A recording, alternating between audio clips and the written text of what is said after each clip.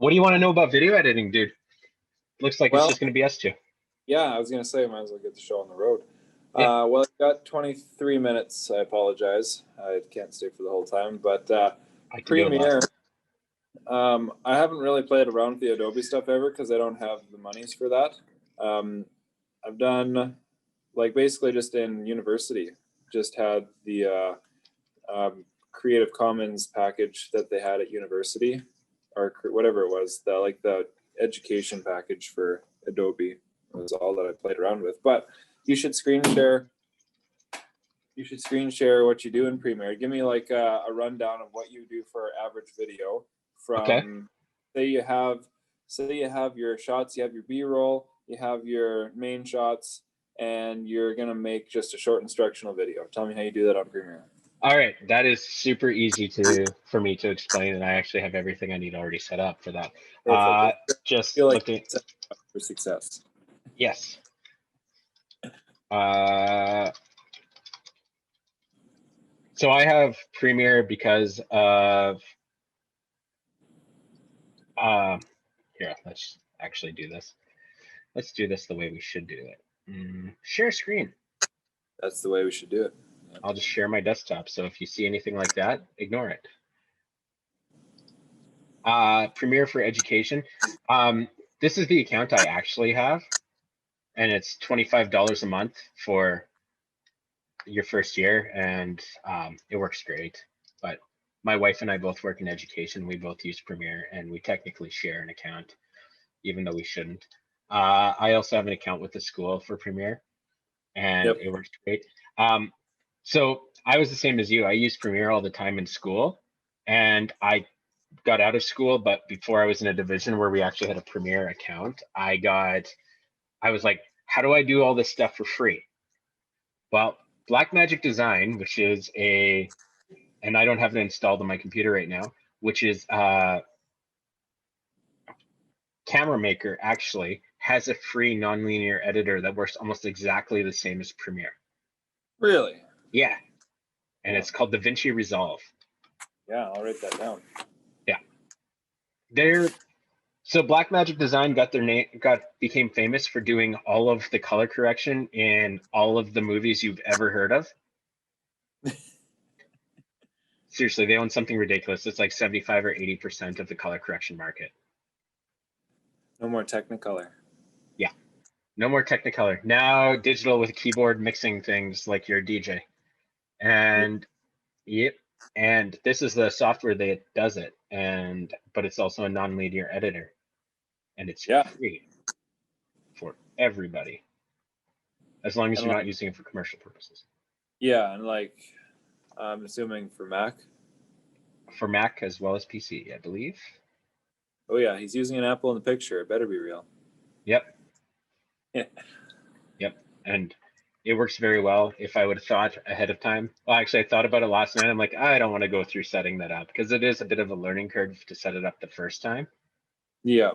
And yeah, because like since basically I don't like Final Cut since that kind of poo-pooed that like 10 years ago, and they really they took themselves out of the market. And that's $300 for something that's like an overglorified iMovie. So yeah, no, I'll have to check out that DaVinci Resolve for sure. Mm-hmm. Now I'm getting a driver issue right now for some reason, and I don't know why. Hopefully this fixes itself because I would really like to use this product today. Literally had it running last night. Oh, I believe you. That's how it goes. Yep. Oh, that's why they updated the video drivers, I'm guessing. So I'll try and fix this real quickly. And in the meantime, I'm just gonna say that, is this the right one? RTX Quattro, GeForce RTX desktop GPUs. That's the one I need, I believe. Anyways, so I usually just keep all my files dumped in specific places.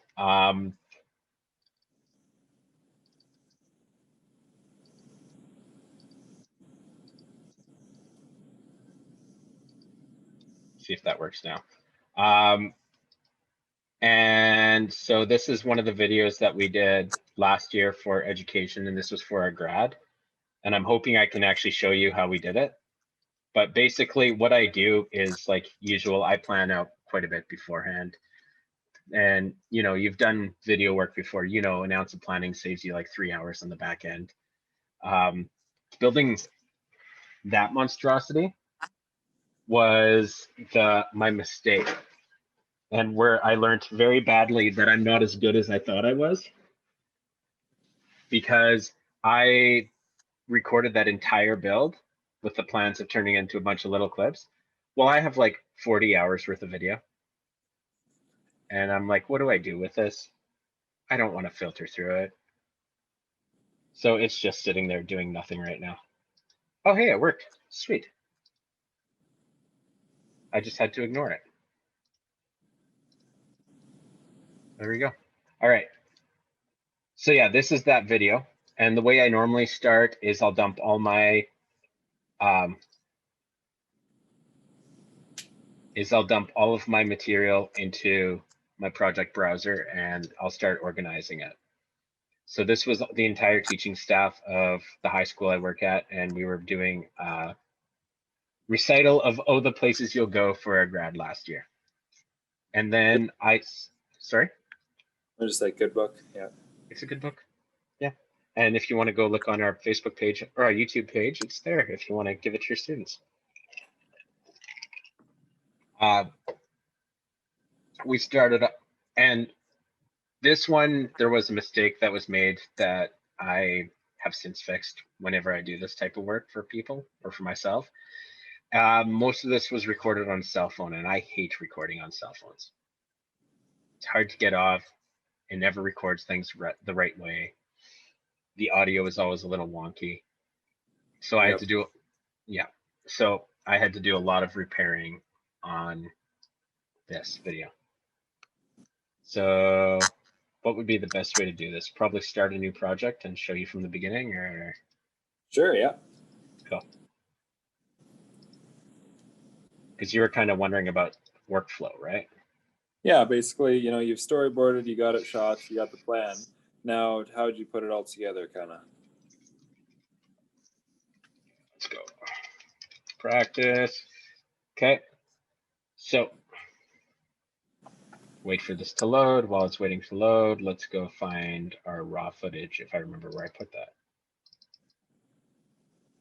There it is. And I keep things very well organized. Yeah. Yeah, file naming, that's the big thing. File naming is a huge thing. Take all my files and I just dump them in generically like that. Try not to get an error right away, or jump them in as a generic VAT. And then I start asking, usually by this point, I have it written down on the order that I'm going to do things in. Just need to open a new sequence so I can work off a new sequence. So if I don't have a sequence open, the first video I drop in automatically creates a sequence for you. Okay. Yeah. And then I start with rough assembly. So then just need to look at this to see what the first three are. That one, that one, that one. Okay. So then I start and I find what my first clip is, which is Michelle.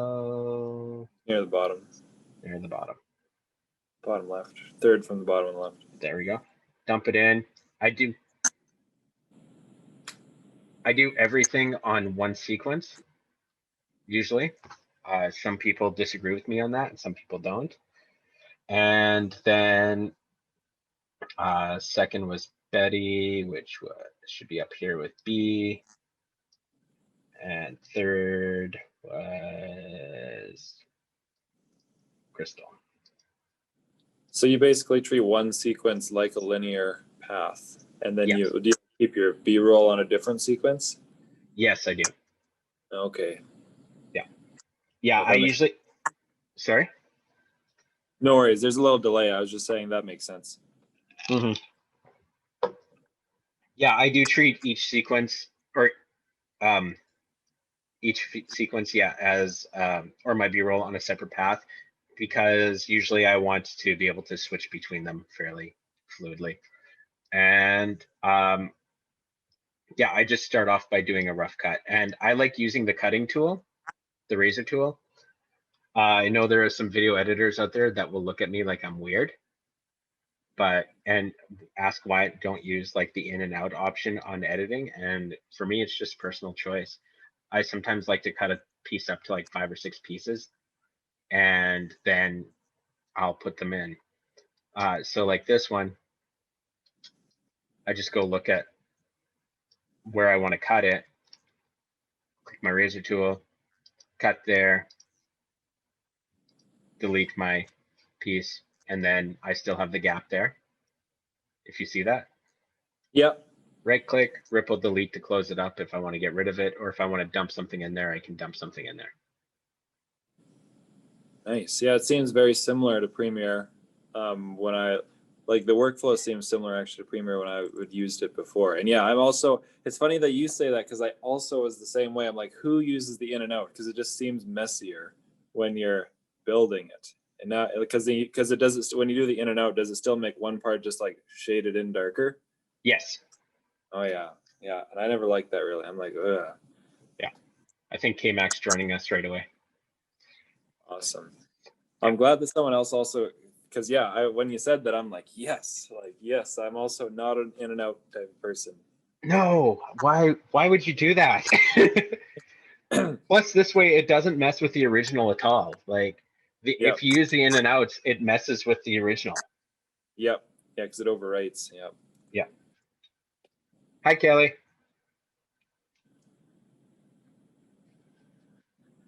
Yeah.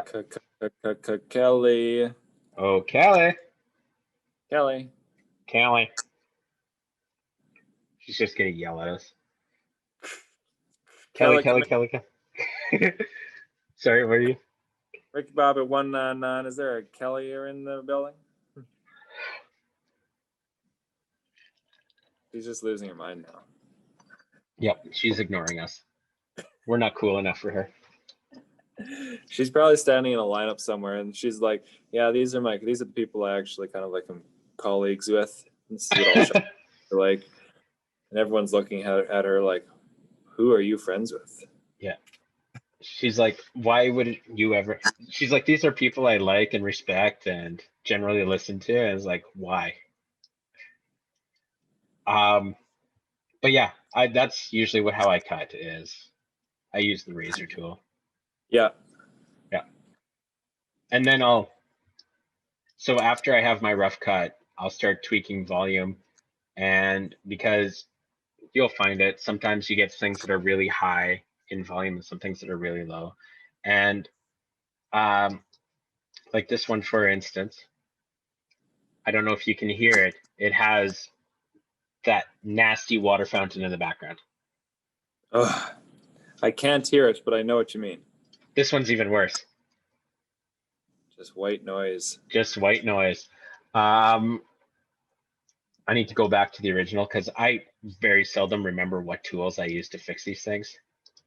Well, I was going to ask you then, yeah, like tell me, I'm curious about volume leveling and background noise. Okay. That'd be the two things I'd look at.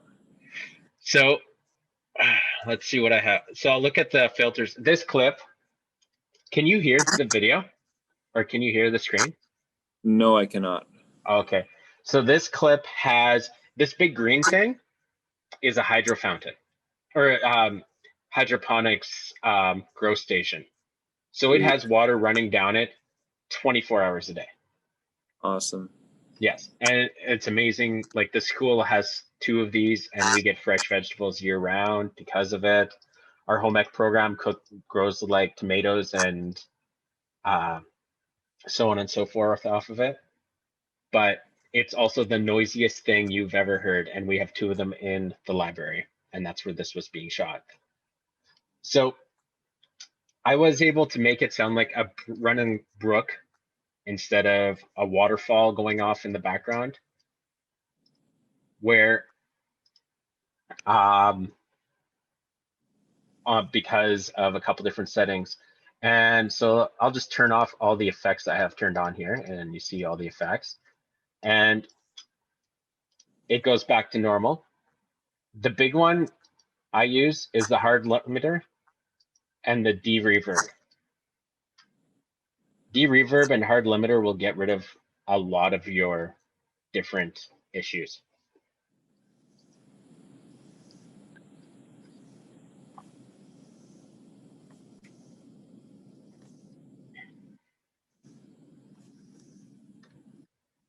Cool. Cool. I'm just And writing it down. yeah. Do you know how to throw things in and out of your, or do you know how to add effects on After Effects or on Premiere? I haven't done it in a long time. You should show me again. Okay. So if I want to add an effect, I can just go to effects. And then I need to move this out of the way. On the right-hand side, there's a search bar. I can manually look through and find all the different audio effects, or I can go like reverb and just start typing it in, and it'll show up. And then I just drag it over and drag it onto the clip. Oh, okay. Yep. Yeah. So now I have 2 of them on the clip, so I'll just take that one out. But it doesn't actually affect the source clip. It doesn't affect the source clip. No. Everything, the beautiful thing about the way my workflow usually is it affects the, it will affect the sequence, but it keeps the source natural and untouched because I like to reuse my sources. I'm a definite believer of that too. Yeah. And then what else? Then I just throw on a graphic equalizer so I can go through and mess with my EQ. And you can click edit and adjust your settings. You can put sequences in and out, whatever you want. Yeah. I threw on a little dynamic processing here because this video had some high points and low points, and her voice level changed throughout. And dynamic processing will actually change those levels of similar sounding things that are at different levels and then pull them into sequence. Kind of like a compressor. It is a compressor. Nice. Yeah. Kind of. I'm like where I come from, my background, I started actually doing I was a sound man in my high school years. So I ran like a Yamaha LS9 was the digital board that I ran for a long time. So all like my techie stuff is actually kind of based in sound editing and just kind of branched out to video. So yeah. Cool. I'm the exact opposite. I started off in video and I moved to sound. So that's where my techie stuff is, which is why I'll show you a clip later on in this video and I'll show you the effects I added to it because I had to do a lot of color correction to this to make it all look the same and give it kind of that soft muted tone that we wanted. Right. Which is something I do quite often. You should show me how to do that because I'll probably head out in about 5 minutes here. All right. So yeah, that one I just used dynamic processing, graphic equalizer, put a hard limiter in so it didn't max out the volume and throw your gains all crazy and it just auto adjusts all that. And then same thing with de-reverb. And again, you can pick your peaks, your valleys with the hard limiter, or you can just pick one of the presets, which is great to just go around and play with the presets and see what they do. Like a lot of the presets in Premiere are beautifully set up. Yeah, they don't need to mess with them. Yeah. Yeah, unless you're shooting like the next Marvel movie. Right. Yeah. So this clip, this clip. So I'll just show you what happens when we take everything off this clip. Oi. Yeah, you see how it just flattens out and looks dead and it's gross. Well, what I did was I added a color filter on it. Yeah, and it's called Sorry. Yeah, that was a big change there. Yeah, and it's called Lumetri Color, and you drag it on. I just did a basic color correction on this, to tell you the truth. and I didn't even do anything crazy. Like I just had it manually adjust. But you can go in and you have all your color curves available to you. So this is white, your white balance curve, saturation curves for RGB, red, green, and blue, and you can just adjust them all manually, or you can just do what I did, which is have it auto adjust. And Cool. it's, again, a lifesaver. And then there's the color wheel match, which lets me do a comparison view. So I can pick somewhere else, and this is the clip I actually worked off of. And then I have face detection turned on, and then I click apply match, and it'll auto analyze my clip for me and match it to the other one, Sweet. which is like the easiest color correction there is. So Yep. it takes all their face tones and makes them match each other automatically.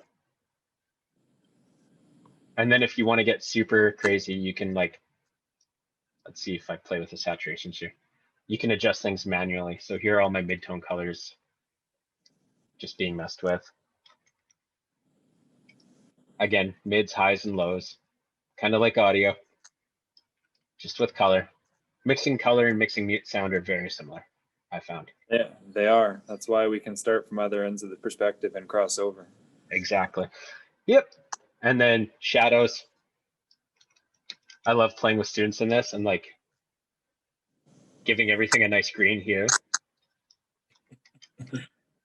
But if you want to, and I just recommend like Google color correction in Premiere, and they will show you how to like map out, like you could map out the person's body and it'll just correct that part of it. Interesting. Whereas with Technicolor and like old school chemical corrections, you had one choice and that was to correct the entire shot. Yep. Yeah. Yeah, like here's my mapping button feature. Up here. Yeah. And this is what draws like the lasso. Like you have like that dotted line that draws around the figure then when you go to the mapping? Yeah. Yeah. Yeah, I remember that. Yeah. I still have my masks turned on. Yeah, and then it just creates a mask for that area. Yeah. Yeah. Yeah. So those are the main filters I use. I don't really do, like, you went through the Jay Wilson class of video editing, didn't you? I'm guessing. Mark Gobet, but yes. Basically same difference, I'm guessing. Yeah. Did you get the lecture about video transitions? No, he was pretty liberal on those. Oh, okay. Because Jay, one of the things he pointed out, and I agree with him completely, is like, you're allowed one style of transition in your entire video, and you can't use anything that flips or twists. I agree with him. Yeah, like I guess we never crossed that bridge. None of us actually had that issue. Yeah. And he just kind of set it out, and he's like, you're always going to have the one kid that wants to like flippy, twisty transition between the clips. I forget what it's called, but it's just bad. Oh yeah, and there's also like the full color correction wheel, right, tab at the top. Right. So I've been using Premiere since like 2000 and I don't know, I think like 2006, 2007, something like that. Like even before I took the class in university and we used Final Cut, I've been using Premiere since before then. And I'm not used to the tabs at the top that simplify things. So there is a tab now that'll take you to the color correction screen and will automatically give you the effects that you want to add to specific clips and let you do it all in a tab. And then there's the effects tab to do all the editing. And then the audio tab, which is up once it loads, which is a full-on mixer. And you can just go through your clip and pick different clips and mix that clip as you go through. Yep. And then there are presets set up. So if you want to use the preset, you can decide how you want the preset to be ran. Like there are so many presets in Premiere that it's ridiculous. Oh yeah, like I find when I only got probably 2 years. Yeah, it would have been two classes on Premiere, and I find it was like you couldn't reach the bottom of it. there was so many things. Well, just like SolidWorks, like you can never go through all the depths of SolidWorks. It's just way too complex. So yeah, there's a lot in there for sure. Yeah. Yes. And then with some of the videos I do, like, let's see if I can. The question is, can I find it really quickly? I just wanted to show you this really quickly before you leave because I saw you have to go. Yeah, for sure. And I'll probably head out after watching that then. Yeah. Whoops, that's wrong. Maybe it's here. There it is. There it is. So this is the actual designing of that in Inventor. And it's one of the videos clips I'm working on right now. It's 40 minutes long, but it's meant to be something that a student who's doing a table design can go through and watch like just a portion of it. Yeah, you'd watch 5 minutes at a time kind of a thing. Yeah. And I'm throwing an audio track on it, and that's actually the thing I'm in the process of doing right now. So in an empty audio track, you can just click the microphone and it'll get a countdown, at which point you can start talking, but it sounds a little weird. I need to stop that because it plays back in your headset. Oh, yeah. Yeah.